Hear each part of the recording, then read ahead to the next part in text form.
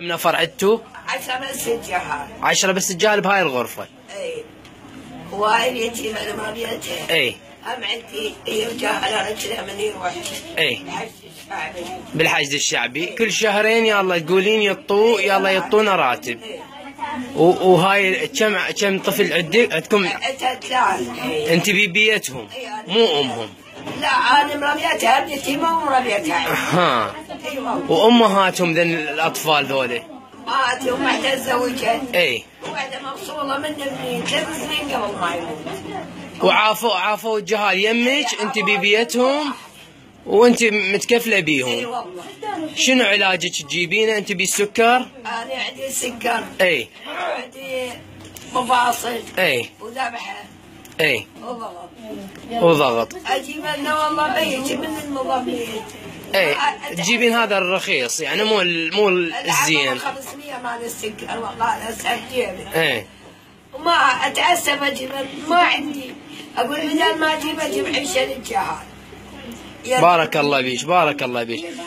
عندكم طفله من الاطفال اسم الله يا ستار عليكم بعينها سرطان اكو وحده؟ هاي الطفله الصغيره حوراء. وحده عندها ضمور. ووحده عندها ضمور بالعقل؟ اي وراس. ووحده بيها صرع. اي. ها.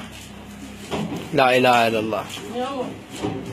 وبهاي الغرفه شلون تكفي بس هاي الغرفه؟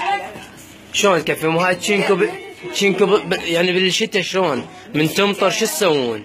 احط اشدوره ما عين. قلت يعني سمعتك تقولين يطير علينا. ينشال كان يطير ينشال.